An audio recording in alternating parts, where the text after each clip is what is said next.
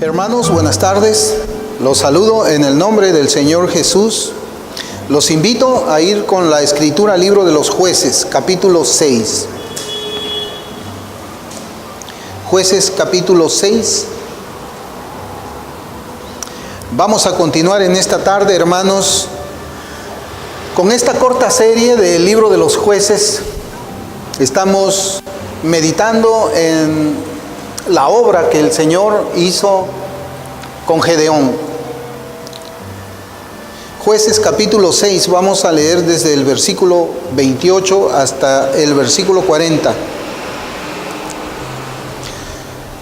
La palabra del Señor dice: por la mañana, cuando los de la ciudad se levantaron, he aquí que el altar de Baal estaba derribado y cortada la imagen de acera que estaba junto a él.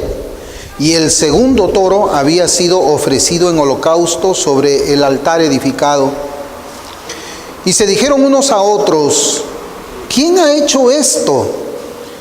Y buscando e inquiriendo les dijeron: Gedeón, hijo de Joás, lo ha hecho. Entonces los hombres de la ciudad dijeron a Joás: saca a tu hijo para que muera, porque ha derribado el altar de Baal y ha cortado la imagen de acera que estaba junto a él. Y Joás respondió a todos los que estaban junto a él: ¿contenderéis vosotros por Baal? ¿Defenderéis su causa? Cualquiera que contienda por él, que muera esta mañana.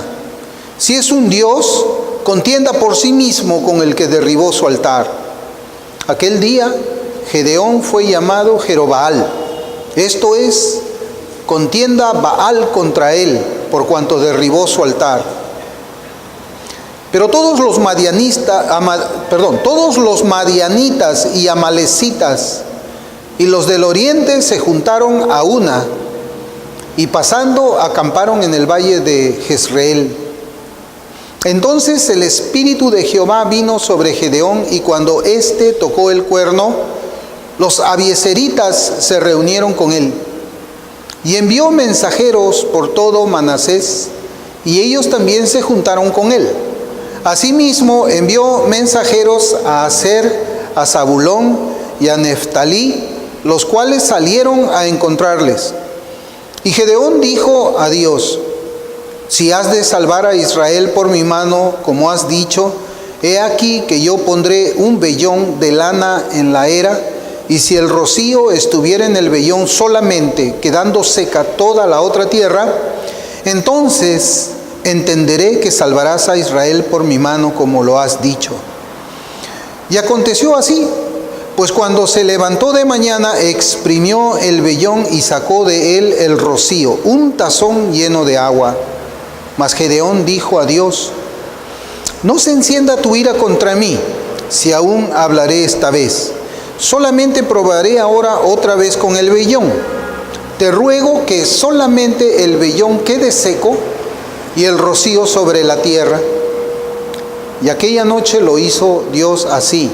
Solo el vellón quedó seco y en toda la tierra hubo rocío. El Señor bendiga su palabra, y esta es la porción del texto de las Escrituras que vamos a estar meditando ahora en esta tarde. El Señor prepara a Gedeón para la batalla. El Señor prepara a Gedeón para la batalla. Es lo que vemos aquí en este pasaje corto de las Escrituras, y con el que termina también el capítulo 6 de Jueces. La semana pasada habíamos estado meditando en la preparación que Dios hizo de Gedeón. Es lo que en algunas versiones de la Biblia se ha titulado como el llamamiento de Gedeón.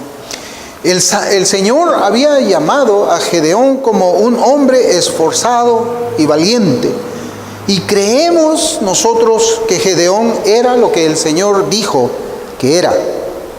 Y esto, hermanos, se demuestra cuando Gedeón cumple el mandamiento del Señor, cuando éste le ordena: derriba el altar de Baal de tu padre y corta la imagen de acera que se encontraba junto a este. Y vimos en la palabra que Dios enseña que en tanto todos los ídolos no sean destruidos de un determinado lugar, Dios, en ninguna manera puede morar allí. Por eso es que Dios ordena a Gedeón que sean destruidos esos ídolos. Y estos ídolos, leemos en la palabra del Señor, que eran de su padre. Y vemos que el Señor iba a probar a Gedeón en este asunto de saber a quién amaba más. Cristo dijo: si me amáis, guardad mis mandamientos, en Juan 14:15. Y el creyente verdadero ama a Dios más que a su propia familia. Más que a su propia familia. Y es más, si recordamos las palabras del Señor, nos daremos cuenta que esa es una prueba por la que todo creyente debe de pasar. Todo creyente debe de pasar pruebas con su familia, debe de pasar pruebas en su familia. Mateo capítulo 10, versículos del 34 al 39, son las palabras del Señor en ese evangelio. Mateo 10, del versículo 34 hasta el versículo 39, la Escritura dice: no penséis que he venido para traer paz a la tierra. No he venido para traer paz, sino espada. Porque he venido para poner en disensión al hombre contra su padre, a la hija contra su madre, y a la nuera contra su suegra, y los enemigos del hombre serán los de su casa. El que ama a padre o madre más que a mí, no es digno de mí. El que ama a hijo o hija más que a mí, no es digno de mí. El que no toma su cruz y sigue en pos de mí, no es digno de mí. El que haya su vida la perderá, y el que pierda su vida por causa de mí la hallará. Son las palabras del Señor. Él no ha venido a traer paz. Él ha venido a traer disensión. Y dice que los enemigos del creyente serán los de su propia casa. ¿El Señor era profeta? ¿Ustedes creen que estaba mintiendo? O tal vez nosotros decimos: bueno, es lo que el Señor ha prometido, pero yo voy a hacer las acciones necesarias para evitar esa disensión. El Señor dice: el que me ama, guarda mis mandamientos. Y es así, nosotros guardamos los mandamientos de quien amamos más. Guardamos los mandamientos de la persona a quien tememos más. Y Gedeón estaba ahora en una encrucijada. El Señor le había dado a él una orden que iba a poner a Gedeón en prueba a quien amaba más Gedeón. Porque a quien amaba más Gedeón, a ese iba a obedecer. ¿Amaba más al Señor o amaba más a su padre? Si amaba más a su padre, él no iba a derribar el altar de Baal y la estatua de Acera que estaba allí. Porque él ama más o amaba más a su padre. Y no iba a hacer ninguna acción con el propósito de evitar la disensión, evitar la contienda, evitar la confrontación por causa del mandamiento de Dios. Vemos nosotros aquí que un creyente, Gedeón el creyente, obedece la palabra del Señor, aún conociendo las consecuencias que podía tener dentro de su casa y las consecuencias que podía tener dentro de sus conciudadanos que se acercaban ellos a adorar a Baal y a Acera.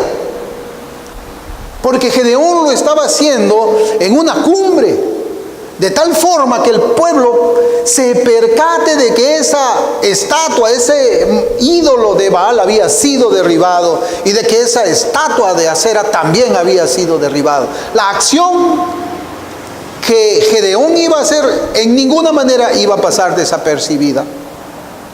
Un comentario del Nuevo Testamento trae unas palabras muy pertinentes a estos versículos que hemos leído de Mateo 10.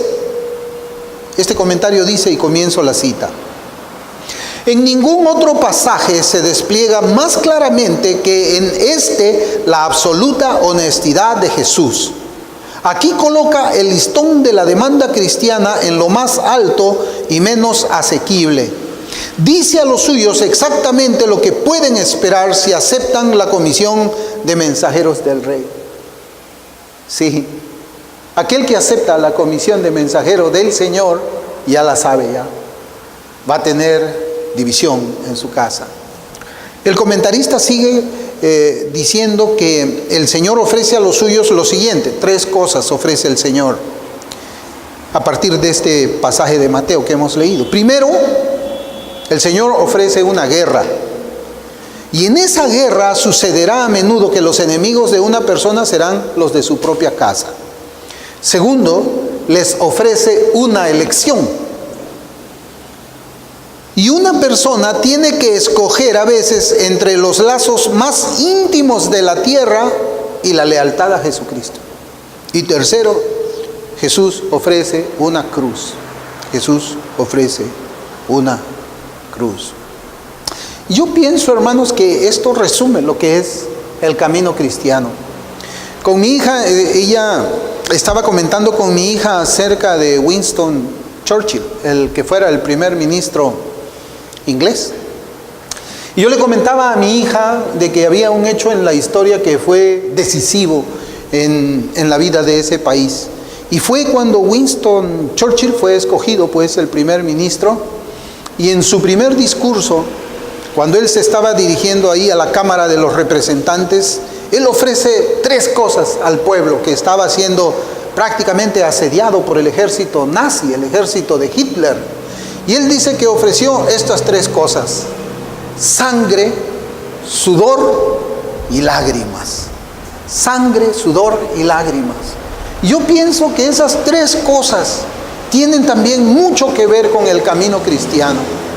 Sangre, porque fueron martirizados los creyentes en el Antiguo Testamento. Sudor, porque tenían que esforzarse ellos muchas veces a escapar para preservar sus vidas. Y lágrimas, porque tenían que separarse de sus familias o ver también a su familia muerta.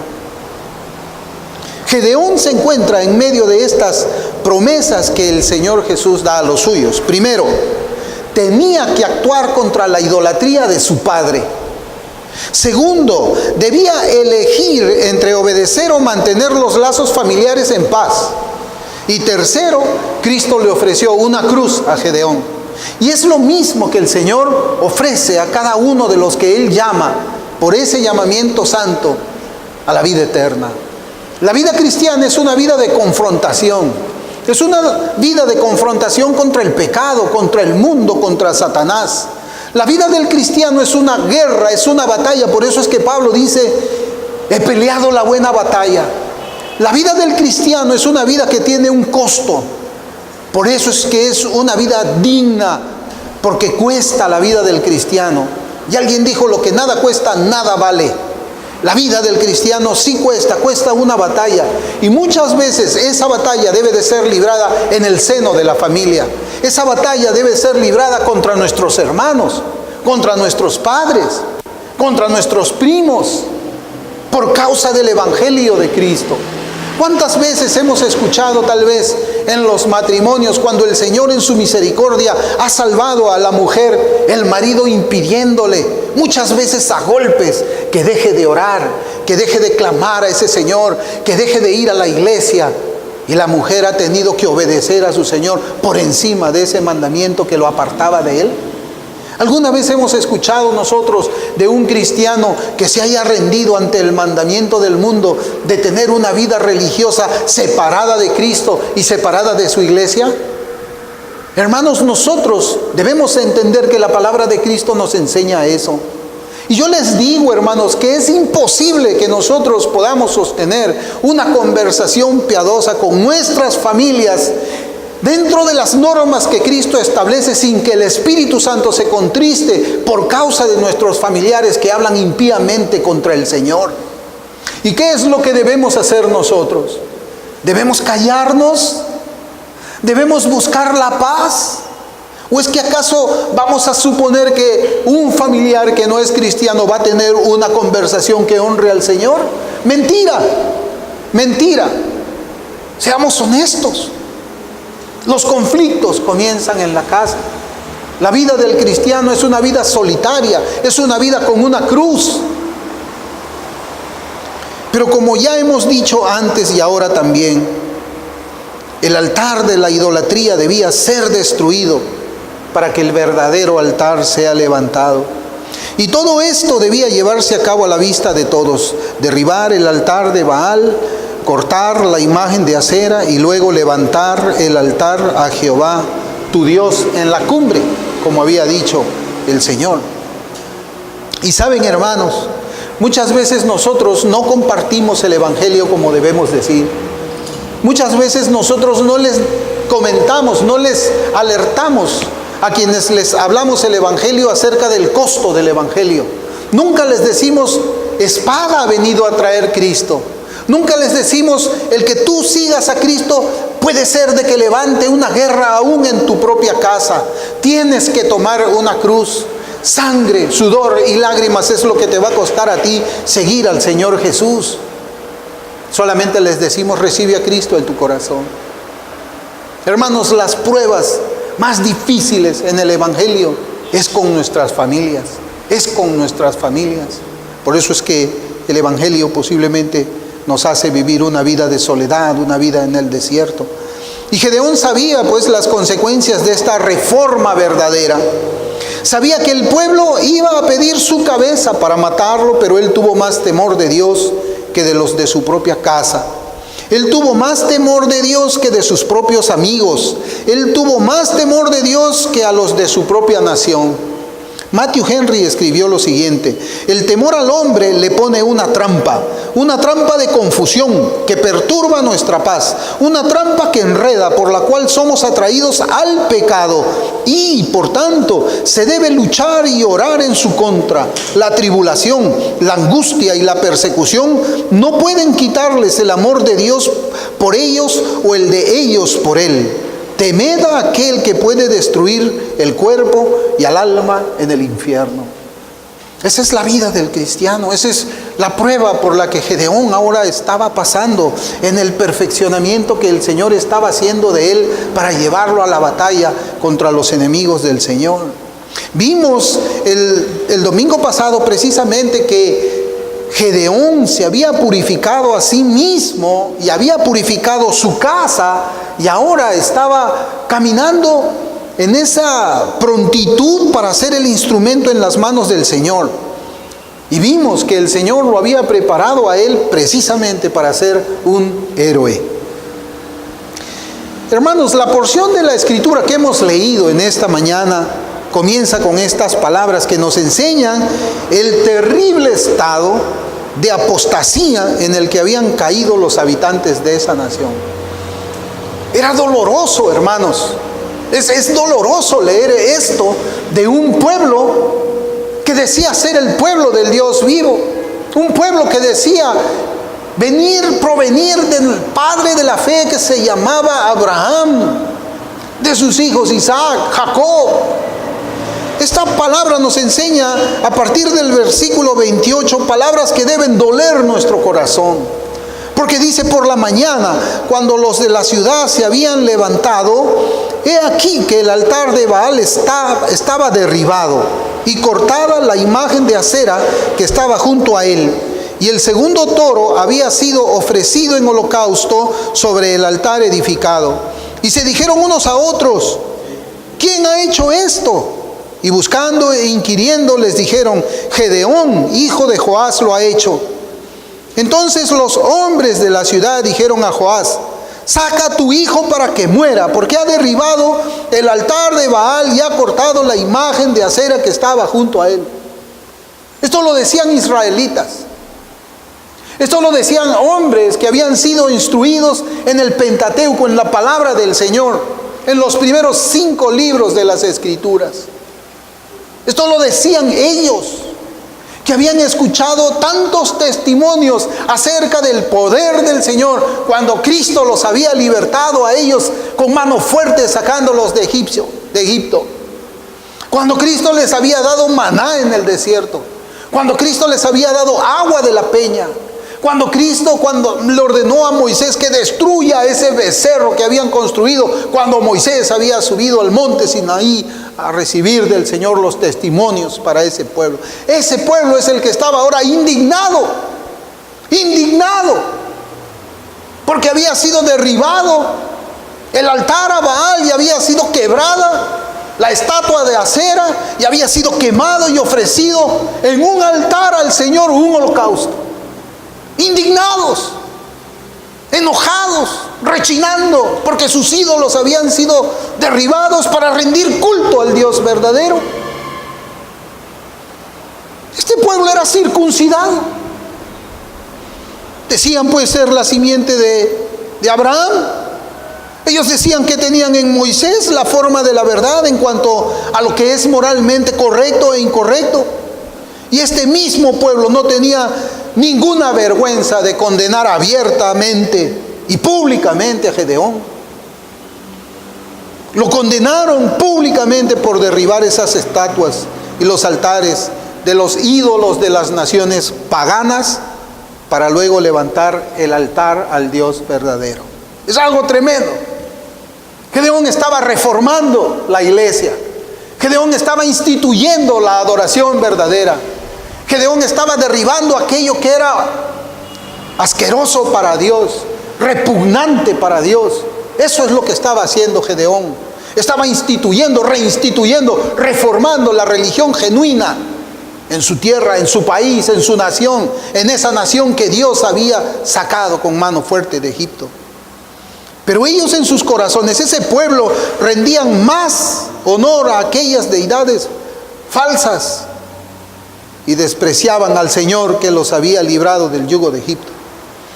Pero hermanos, como dice Salomón, no hay nada nuevo debajo del sol.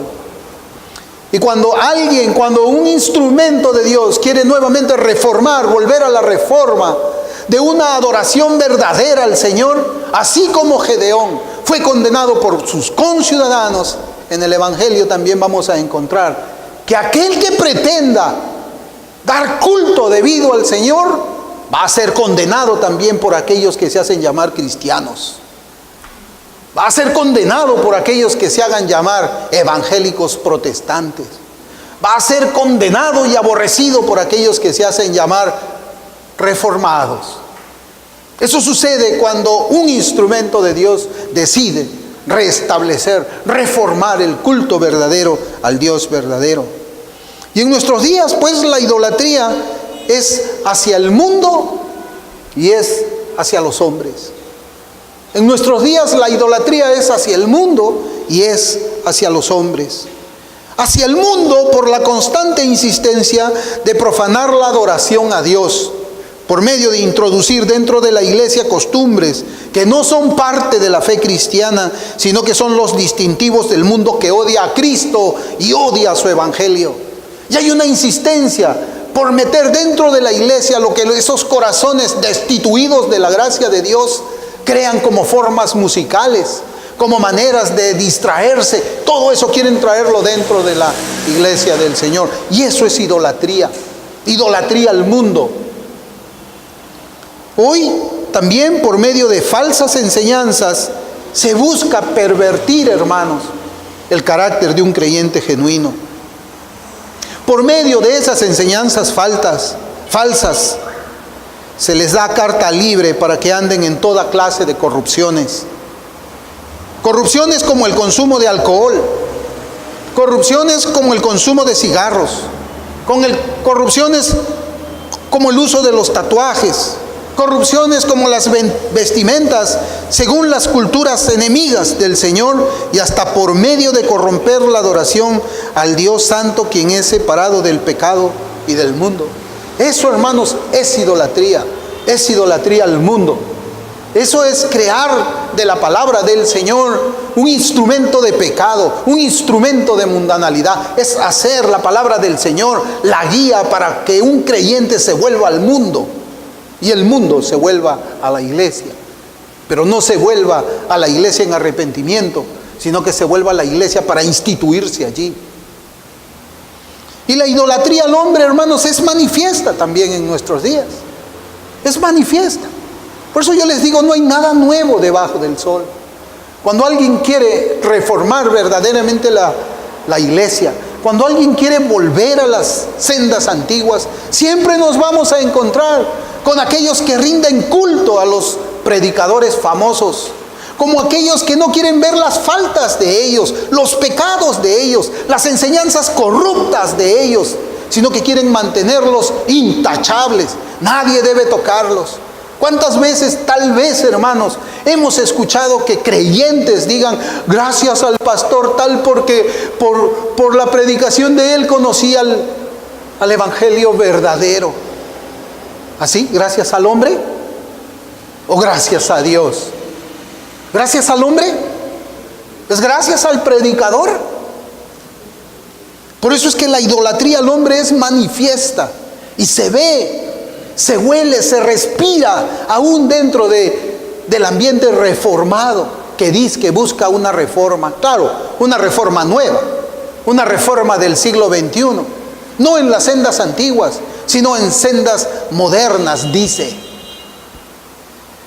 ¿Y por qué es abierta esta o manifiesta esta idolatría al hombre? Porque son muchos los predicadores famosos que endosan esas corrupciones del consumo de alcohol.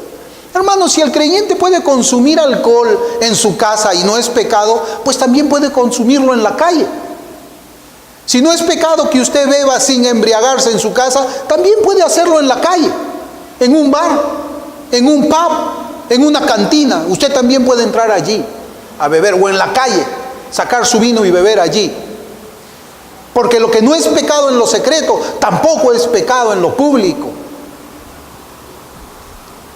Son muchos los famosos ahora, o los que quieren ser famosos también, los que endosan esta clase de corrupciones. Pero hablando de los que son famosos, ahora ellos se han vuelto intocables, es decir, ellos han sido puestos por sus seguidores fuera de toda crítica por sus enseñanzas mundanas y profanas. Fuera de toda crítica. Alguien dijo una vez que toda enseñanza que no conduzca a la santidad y pureza de vida es doctrina del diablo. Así enseñaban los puritanos. Cualquier predicación que no conduzca a la pureza de vida en los oyentes es del diablo. Hoy día no. Hoy día no.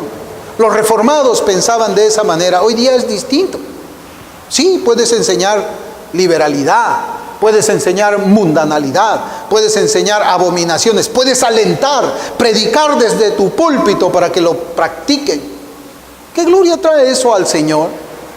¿Qué gloria trae al Señor parecernos al mundo? ¿Acaso el mismo Dios que le había dicho a Israel que no debía conformarse a las costumbres de esos pueblos paganos, no es ese mismo Dios que ahora tampoco quiere que nosotros nos amoldemos a ese mundo caído? La idolatría, hermanos, siempre ha existido en los corazones de aquellos que son convencidos pero no son convertidos. Parece que la agenda hoy día fuera a traer más consumidores dentro de una iglesia local antes que formar santos. Vengan, entren, llénense. Aquí la predicación no les va a herir. Aquí la predicación no les va a disgustar. Aquí no predicamos de santidad, aquí no predicamos del costo de seguir a Cristo. Acá te vamos a predicar lo que le gusta a tu carne. Vengan, aumentemos, compremos más sillas, compremos más bancas. Y así hacemos la iglesia. ¿Cueva de qué? Cueva de mundanos, cueva de liberales, cueva de antinomianos que invocan el nombre del Santo Dios. Sí, hermanos, por eso es que los convencidos pero no convertidos están pues llenando sus corazones de idolatría. Por eso es que hay una necesidad también en nuestros días de que el Señor prepare hombres como Gedeón, hombres que se atrevan a derribar toda esta idolatría que vemos en nuestros días. O más bien deberíamos decir, hombres que nos hagan recordar a la iglesia de las sendas antiguas. en las que caminaba la fe cristiana hace mucho tiempo. Y fíjese que el Señor no le dice a Gedeón que permanezca indiferente frente a la idolatría de su casa. No le dice eso. No le dice permanece indiferente ante la idolatría del pueblo. Bueno, tú debes de liberar al pueblo. No. Él tenía de parte de Dios la orden expresa de derribar esos ídolos. Porque mientras esos ídolos estén de pie, el favor de Dios, la bendición de Dios y la victoria del brazo de Dios nunca iba a llegar. Hermanos, ¿no será esa la causa por la que vemos que en nuestros días se habla mucho de reforma por aquí? Están saltando como popcorn por acá, una iglesia reformada, pop, revienta por allá, otra iglesia reformada, pop, por allá, otra iglesia, pop, por allá. Mucha iglesia reformada se está levantando, reforma por allá, reforma más allá, pero no existe ningún cambio moral en los distritos, en las ciudades, en las localidades donde existen esas congregaciones reformadas. Y es más, a veces ni siquiera hay un cambio moral dentro de esas iglesias. ¿No será que es por eso? ¿No será que la idolatría reformada de hoy día ha hecho que el Señor retire su favor de la iglesia, le quite el poder divino, de tal manera que cuando está haciendo su actividad, la iglesia no se da cuenta de que el Espíritu Santo no está allí? Es algo terrible. Y eso lo dijo una vez un predicador. La iglesia está tan ocupada tratando de llenar las bancas con gente del mundo que no se ha dado cuenta que el Espíritu Santo ya se retiró, que el candelero no está allí. Ahora nosotros por eso podemos observar, hermanos, con mucho dolor, que en nuestra sociedad los males como la agenda homosexual avanza. El aborto avanza. Y parecería que nada pudiese detener estas olas de inmoralidades, ¿no?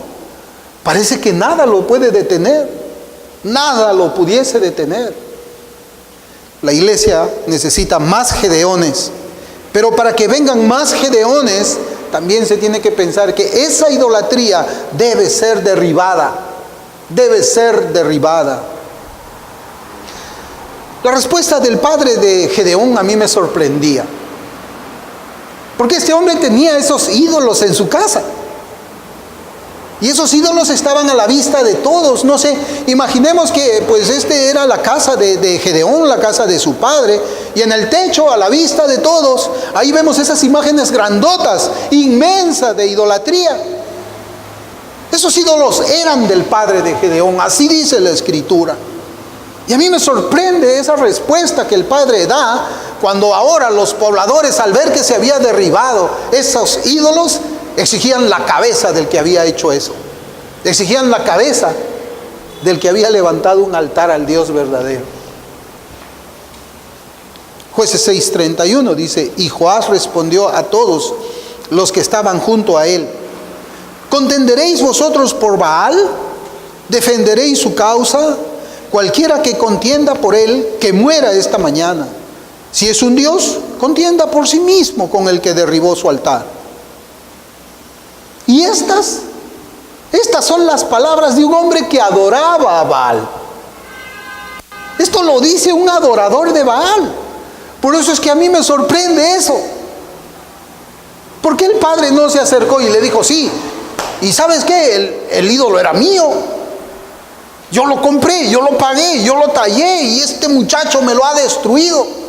Yo me junto con ustedes, vamos a agarrarle y cortarle la cabeza. Pero no, el dueño del ídolo ahora protege al hijo.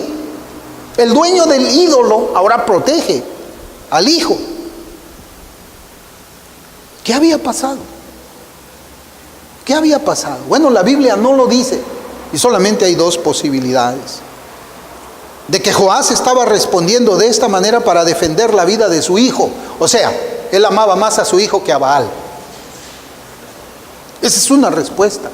Y la otra respuesta es que el Señor haya hecho una obra de gracia en su corazón. Tal vez no una obra de gracia salvífica, sino una obra de gracia común en el corazón de Joás. No podemos asegurar de ninguna manera positiva ninguna de las dos últimas preguntas. Pero de lo que podemos estar seguros es de que el Señor estaba detrás de esa respuesta que daba Joás para preservar la vida de Gedeón.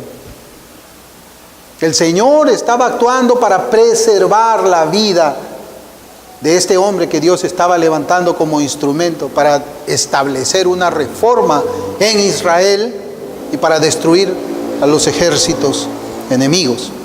Hermanos, la idolatría es necedad. La idolatría es necedad. ¿Cuántas veces hemos visto vírgenes cayéndose y rompiéndose el yeso con el que están hechas? ¿Acaso pueden ayudarse ellas mismas? Es necedad, ¿no? ¿Cuántas veces nos ha tocado de repente conocer de que cuando se han roto los yesos, porque quizás algún borracho descuidado caminó por allí, tropezó con la virgencita se cayó y se rompió la cabeza, y después todos corren a auxiliar al yeso, lo levantan y comienzan a pegarlo con cinta o con goma o con cola, y después se vuelven a arrodillar delante del mismo yeso?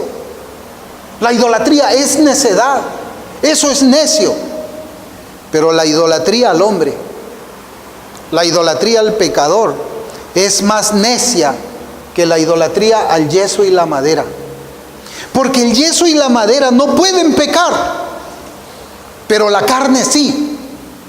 Y algunas veces puede pecar llevando a los profesantes de la fe en Cristo hacia la mundanalidad, hacia el antinomianismo y a toda clase de herejía e inmoralidad. Por eso es que la idolatría, si la idolatría al yeso es necedad, la idolatría al hombre que todavía tiene pecado en su corazón es más necedad. Es más necedad, es más necio. La idolatría al hombre, al predicador famoso, es más necio, más detestable que la idolatría al yeso. Por estas razones.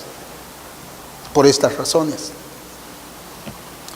Jueces 6, versículos 32, 33, dice: aquel día Gedeón fue llamado Jerobaal, esto es, contienda Baal contra él, por cuanto derribó su altar. Pero todos los madianitas y amalecitas y los del oriente se juntaron a una, y pasando acamparon en el valle de Jezreel. Tremendo versículo, hermanos. A mí me llamaba mucho la atención que mientras Gedeón estaba haciendo todas esas reformas para restaurar, para reformar nuevamente la adoración a Dios, estaba derribando los altares de esos ídolos para levantar el altar al Dios vivo, al Dios verdadero, al único Dios al cual debe ser adorado. Los ejércitos enemigos se estaban juntando. Qué curioso, ¿verdad? Qué curioso. Él estaba haciendo las reformas y comienza a juntarse, hermanos, los ejércitos, los enemigos de Dios. Y así es también, no hay nada nuevo debajo del sol. Cuando individualmente un creyente quiere consagrarse al Señor, siempre se juntan los enemigos contra ese creyente. ¿El diablo acaso te va a dejar así nomás? El diablo va a hacer que se levanten muchos en contra tuya. Te van a atacar. Cuando un predicador quiere levantarse en el nombre del Señor para restaurar la adoración verdadera, ¿no ves también a los enemigos que se juntan ahí? ¿No ves acaso a los enemigos que comienzan a atacar a aquel predicador que dice, esto no es una adoración verdadera? Y muchas veces son los de su propia denominación. Muchas veces son los de su propia denominación. Se levantan para atacar. Legalista. No, pues es un legalista. No vayan, apártense de esa iglesia, no vayan con ese predicador. Es un predicador de mente ancha, de mente angosta. No vayan ahí, es legalista. Sí, hermanos, pero este versículo nos enseña también la providencia de Dios en cuanto al movimiento de guerra de los enemigos de su pueblo. Aquí, hermanos, se nos enseña de una clase de unidad para atacar el pueblo de Dios. Eso es lo que vemos acá. Se están juntando, o sea, se juntan siempre para atacar a un predicador a veces. Y vemos que se juntan a veces iglesias para atacar a otra iglesia. Se juntan así para atacar a aquellos que están procurando hacer una reforma verdadera en la iglesia y en la vida de los cristianos. Y esa clase de unidad para atacar al pueblo de Dios, ¿usted cree que es una unidad verdadera? ¿Una unidad que agrada al Señor? Sí, el Señor dice que debemos ser uno. Pero debemos ser uno para atacar aquellas reformas que llevan a la pureza de vida. Debemos unirnos contra aquellos que están predicando santidad a Jehová. Debemos unirnos contra aquellos que están peleando contra el mundo, que quiere entrar a galope por las puertas de la iglesia local. Hermanos, la Biblia nos enseña en Génesis de otra unidad que era del desagrado de Dios. La unidad para construir la torre de Babel. ¿Es acaso esa unidad la que Dios espera? ¿La que Dios se agrada? Hermanos, yo me ponía a pensar cuántos se unen en pecado contra los hijos de Dios. ¿Cuántos se unen para atacar a los justos? ¿Cuántos se unen para atacar a los santos? ¿Cuántos se unen usando las armas del diablo en el nombre de la religión verdadera? ¿Cuántos? Hay un dicho común del mundo que dice: Dios los crea y ellos se juntan. Dios los crea y ellos se juntan. Pero los madianitas, los amalecistas y los del oriente se juntaron sin saber que Dios los estaba reuniendo para destruirlos a todos juntos de un solo golpe. A todos juntos de un solo golpe. Ellos creían que unidos iban a poder vencer al ejército del Señor. Ellos creían eso. Pero ellos no entendían que de alguna forma providencial estaban siendo reunidos para que el Señor de un solo golpe destruya a todos. ¿No? Es como que de repente usted tiene 5 moscas en su casa, 5 moscas en la sala de la casa, y son un fastidio las moscas.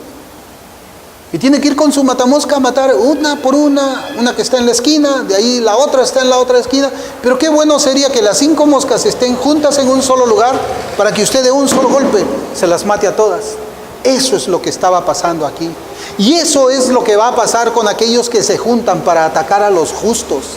Eso es lo que va a pasar con aquellos que se juntan, se confabulan para atacar a aquel que está trayendo santidad a la iglesia. Para aquel que está peleando contra el mundo que quiere entrar a la iglesia. Jehová permite que se junten porque juntos van a comparecer delante del Señor y juntos serán echados, yo les aseguro, al fuego ardiente. Al fuego ardiente. Los versículos 6 y 7, mire, de Jueces 4, vamos a retroceder a Jueces 4.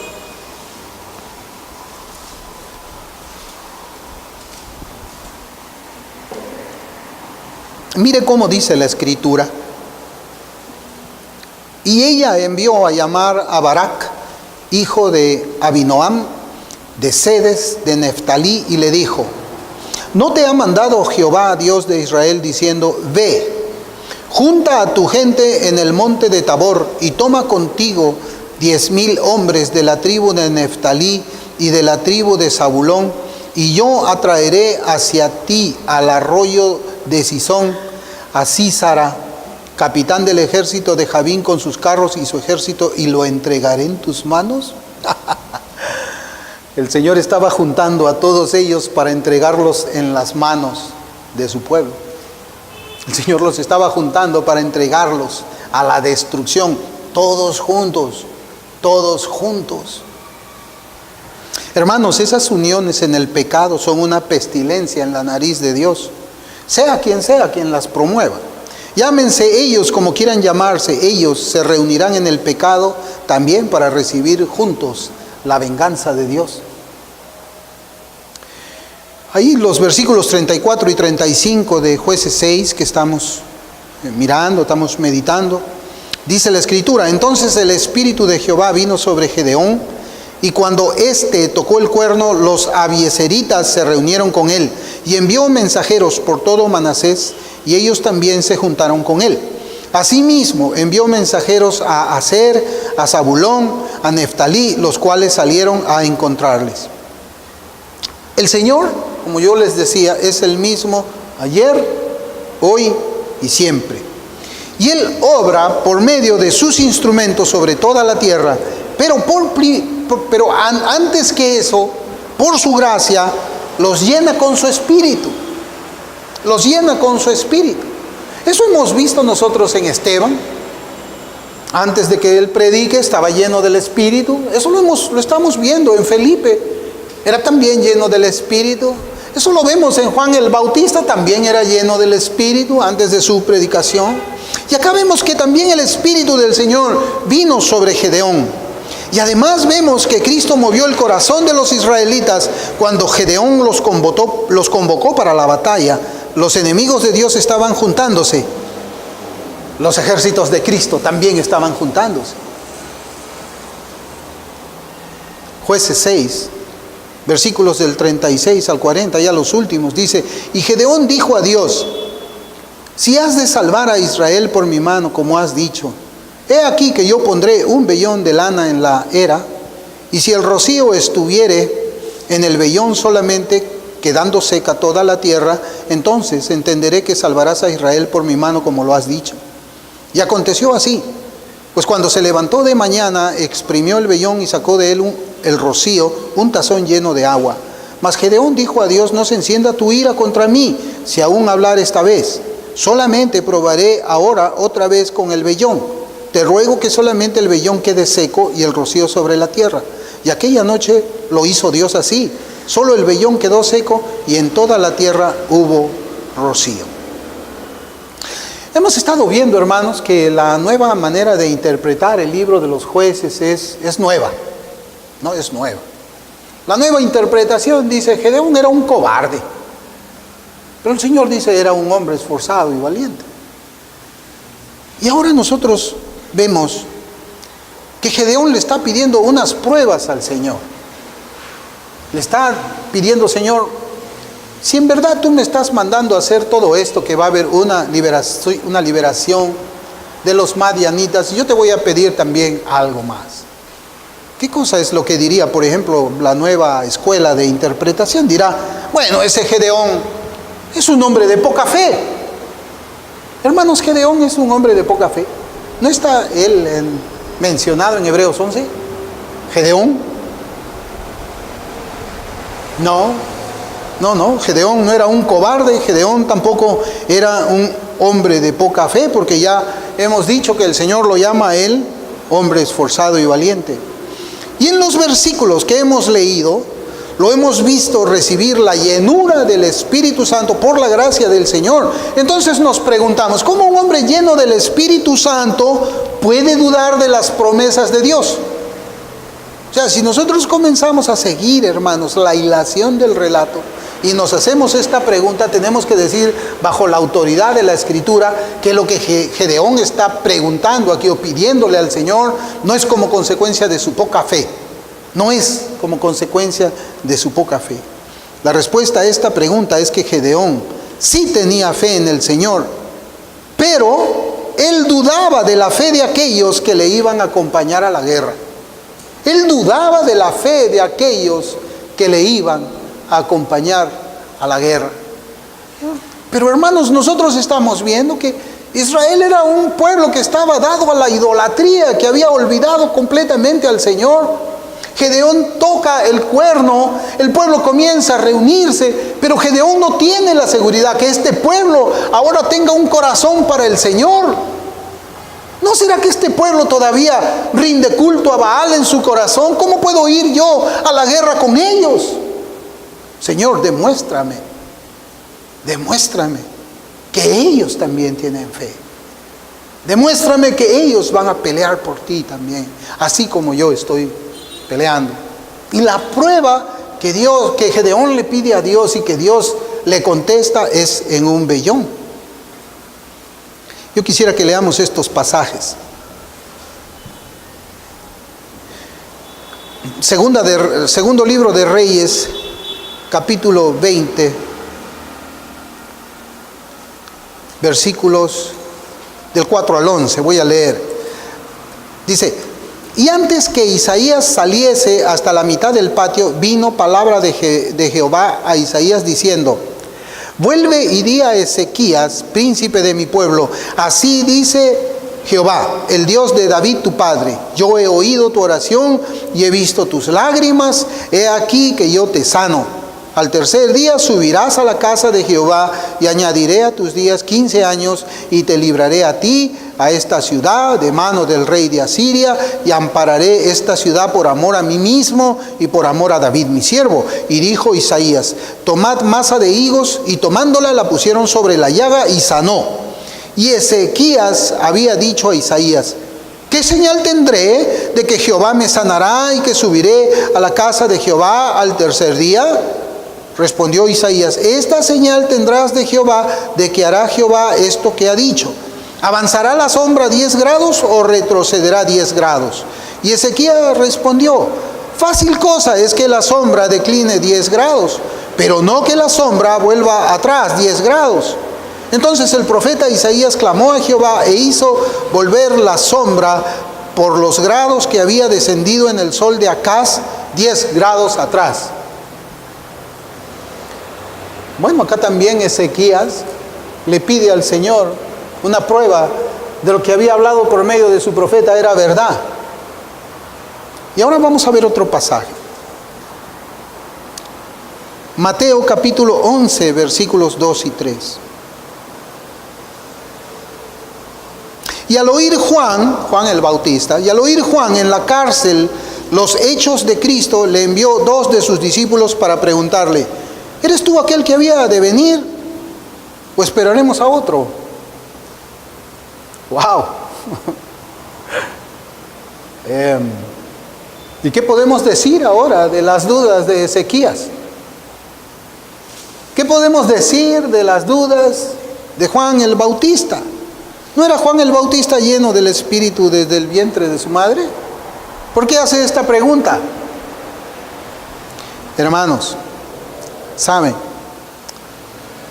La única respuesta que yo veo en las Escrituras para la prueba que Gedeón le pide al Señor, para la prueba que Ezequías le pide al Señor también por medio de Isaías, para la prueba que Juan el Bautista le pide a Cristo por medio de sus 2 discípulos, es de que nosotros somos polvo, somos el polvo de la tierra, somos así. Pero también la Escritura se acuerda o nos enseña, nos hace recordar que el Señor se recuerda que somos el polvo de la tierra y tiene misericordia de nosotros y siempre se asegurará de quitar las dudas en nuestros corazones. Siempre.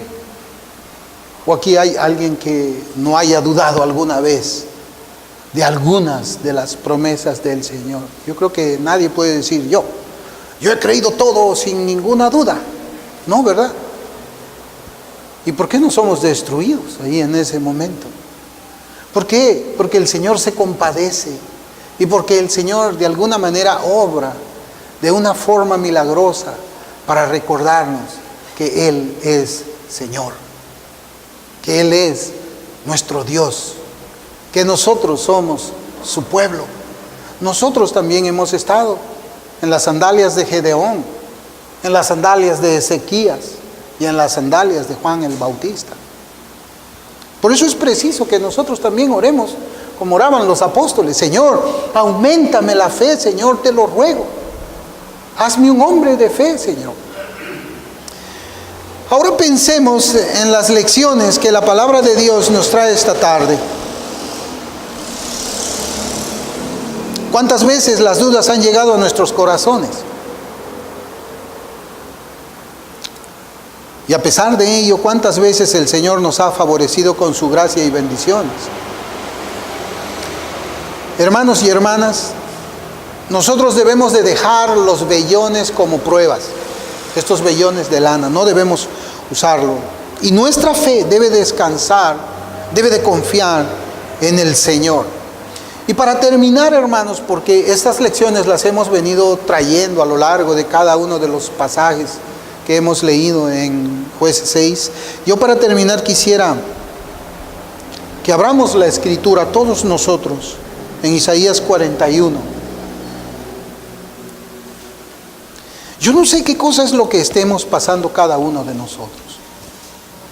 Tal vez hay hermanos que están muy enfermos y no ven que esa sanidad llega rápido a sus vidas y le están pidiendo una prueba al Señor.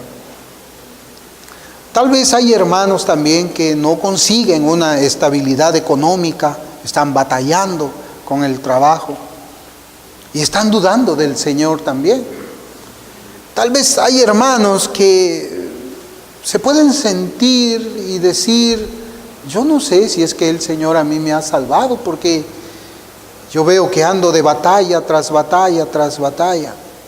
Tal vez también hayan hermanos que son difamados por aquellos que se juntan contra los siervos del Señor y digan: Señor, ¿y tú por qué permites todo esto en mi vida? Vamos a leer Isaías 41:10. La palabra del Señor dice: no temas, porque yo estoy contigo. No desmayes, porque yo soy tu Dios, que te esfuerzo. Siempre te ayudaré, siempre te sustentaré con la diestra de mi justicia. Ahora yo quiero preguntarle, hermano, ¿usted le cree a Dios estas palabras? Vamos a orar.